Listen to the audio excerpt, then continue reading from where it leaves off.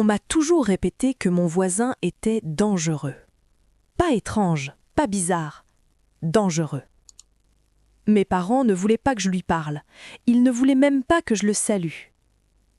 Mais le jour de ses funérailles, quand j'ai découvert ce qu'il faisait en secret depuis des années, j'ai compris que mes parents avaient eu tort et que j'avais passé toute mon enfance à craindre la mauvaise personne. Je m'appelle Élodie. J'ai grandi dans une petite ville tranquille, du moins c'est ce que je croyais.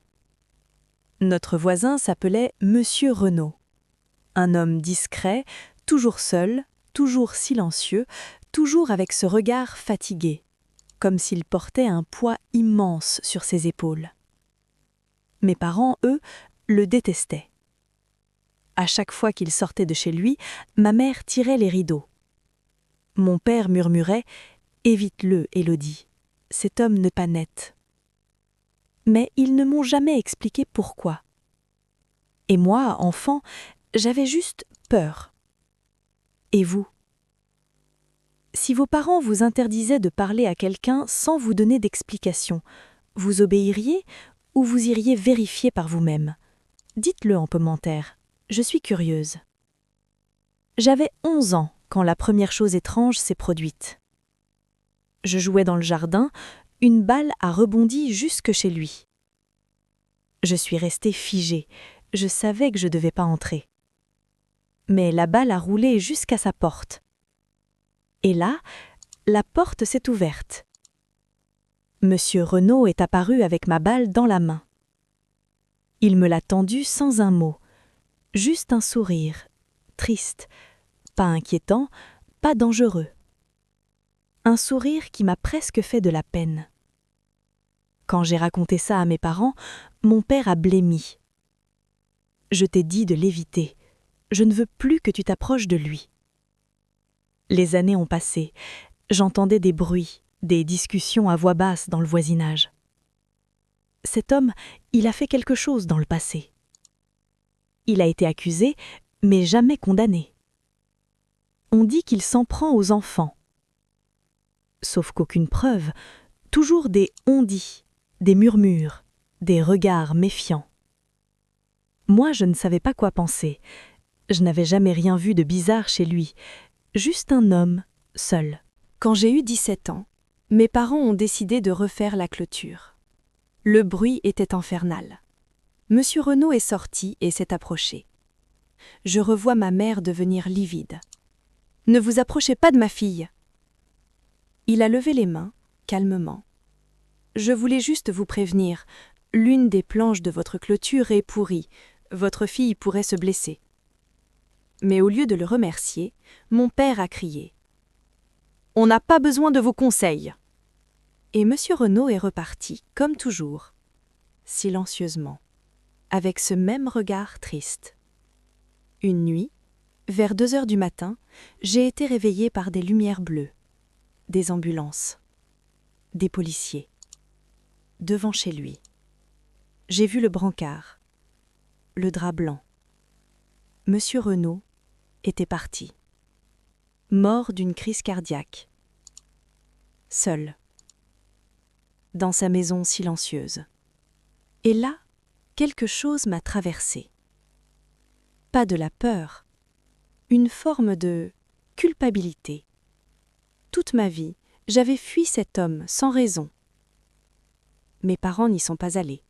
« On n'a rien à faire là-bas », disait ma mère. Moi, j'y suis allée. Il n'y avait presque personne.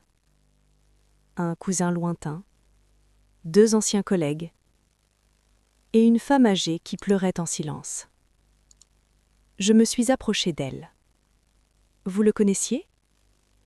Elle m'a répondu. C'était mon frère, le meilleur homme que j'ai connu, malgré ce qu'on lui a fait. Je suis restée choquée. Ce qu'on lui a fait ? Elle m'a raconté l'histoire que personne n'avait jamais dite à voix haute. Des années plus tôt, Monsieur Renaud avait été accusé d'un crime qu'il n'avait pas commis. Un enfant du quartier avait disparu. Et comme Monsieur Renaud vivait seul, comme il était discret, comme il dérangeait, Les gens l'avaient désigné comme le coupable idéal.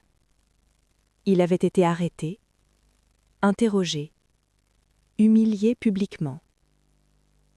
Mais aucune preuve, aucune charge, rien. Il avait été relâché, mais pas innocenté aux yeux des gens. Jamais. Sa vie avait été détruite en quelques jours. Et il avait choisi de rester dans ce quartier malgré tout, pour une seule raison. La vieille femme m'a montré un dossier. À l'intérieur, des reçus, des photos, des certificats. Monsieur Renaud finançait anonymement les études de plusieurs enfants du quartier. Des enfants qu'il ne connaissait même pas. Il payait leurs fournitures. Il envoyait de l'argent pour les sorties scolaires.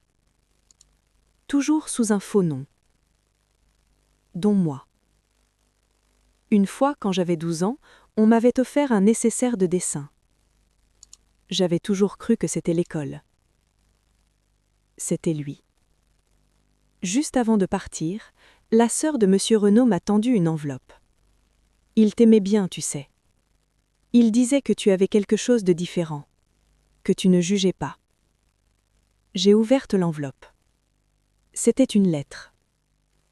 Une petite phrase écrite d'une écriture tremblante. Ne laisse jamais les rumeurs décider à ta place de qui tu dois aimer ou craindre. Je suis sortie des funérailles en larmes. Pas parce qu'il était dangereux, mais parce que toute ma vie, j'avais cru un mensonge. Aujourd'hui, je pense souvent à Monsieur Renaud, à tout ce qu'on lui a volé, à tout ce qu'il a donné malgré tout. Et je regarde mes parents, je comprends qu'ils avaient peur, mais la peur invente des monstres. Et parfois, le vrai danger, c'est ce qu'on choisit de croire.